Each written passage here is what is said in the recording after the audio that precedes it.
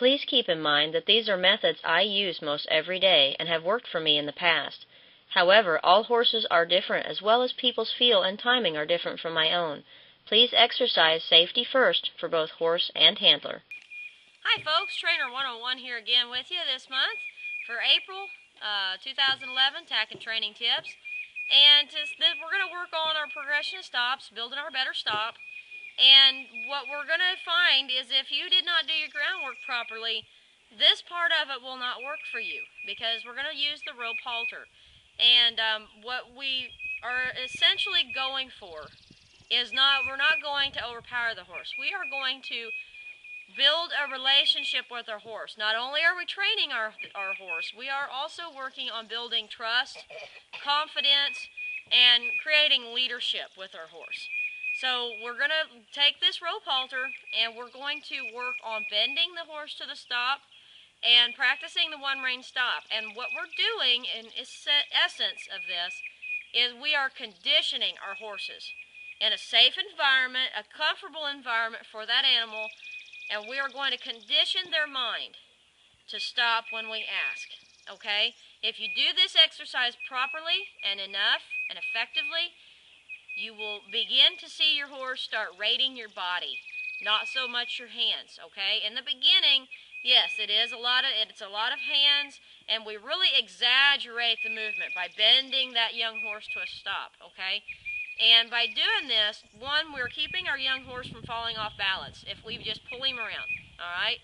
Two is we are going to gradually show him for the first 2 or 3 times that to bend the circle, and when he's doing a circle that small, he's disengaging his hindquarters.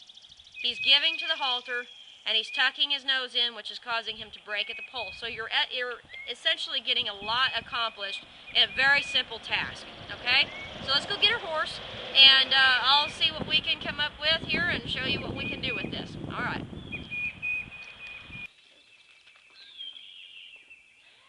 Okay, folks, what I've done now is we've done our groundwork a little bit, and we've got him kind of softened up in the halter a little bit.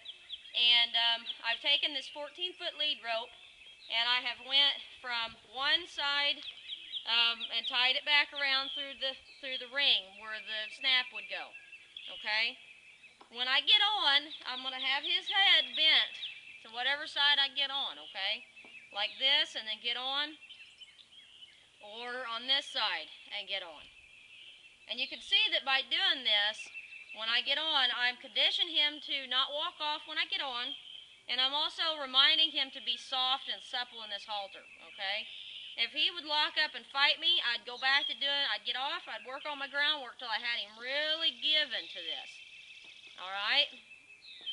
And what we're looking for is to keep one side loose over here, one side here, okay? We are conditioning this young horse to be soft in this halter. Now, when I tell people about this, the thing to keep in mind is that when you're doing this, if you were taking your driver's ed test and you had practiced all this time in a little bitty compact car, and you get there and they tell you to drive this big old truck, aren't you going to be a little nervous? Okay, teaching a young horse in the rope halter on the ground, we are practicing with them with that rope halter. So when we get on, if we would go immediately to a bit, that's going to make them nervous. It's going to kind of give them a little bit of something to worry about and fret over when we get on. And we don't want that. We want them to be calm. You can't teach a nervous mind. They have to be relaxed, all right? So what we want to do is with a really young green horse, we're going to bend this horse to a stop, okay?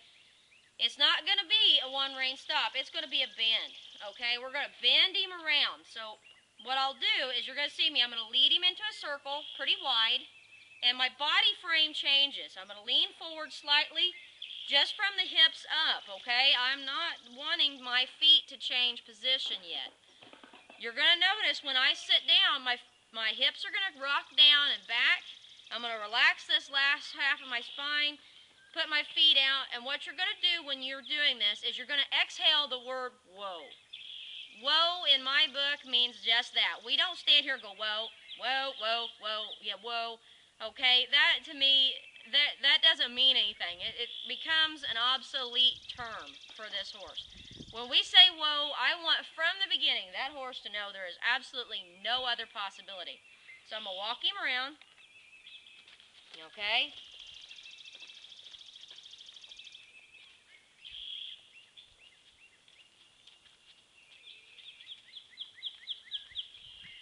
Right here, I'm going to sit down, whoa, and I'm going to lead him out and bring his nose. What I'm looking for this horse is to stop when I ask him to stop. Okay? Ooh. And bring his nose into me. Alright? My legs changed, my body changed a little bit, and then I'll come back and I'll remind him to be soft.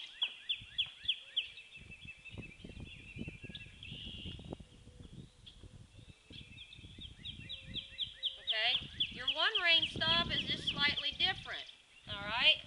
It is more, like we said before, to the hip. Okay? And what we're going to do is we're going to the hip, just like this.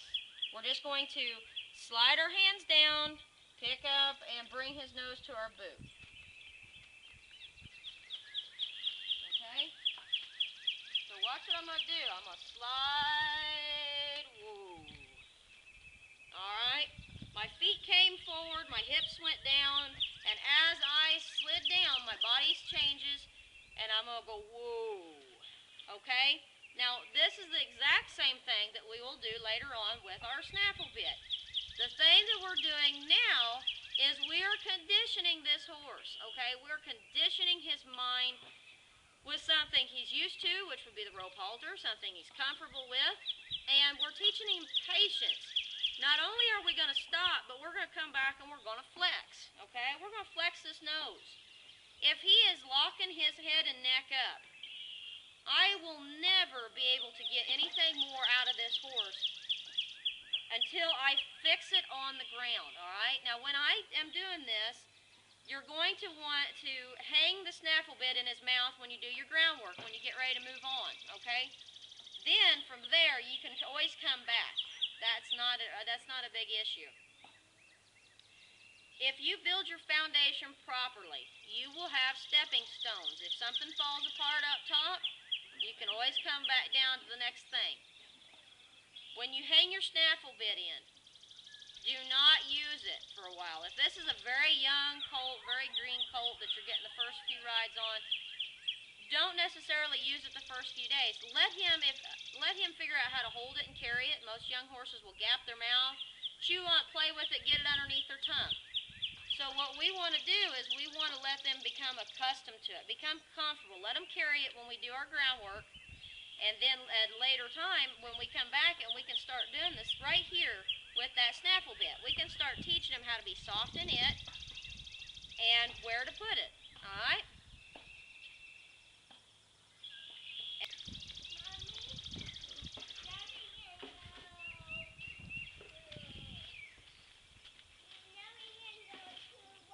What we're doing is we're teaching this young horse how to be soft there. Once you start getting your vertical or your lateral, then you can get your vertical. Just like that, right there, okay? Well, folks, until next time, this is Trainer 101, better known as Sheila, and Axel. And we'll see you next month, and we'll put that snaffle bit in, and we will start working on how to get that good foundation stop, okay? See you next time.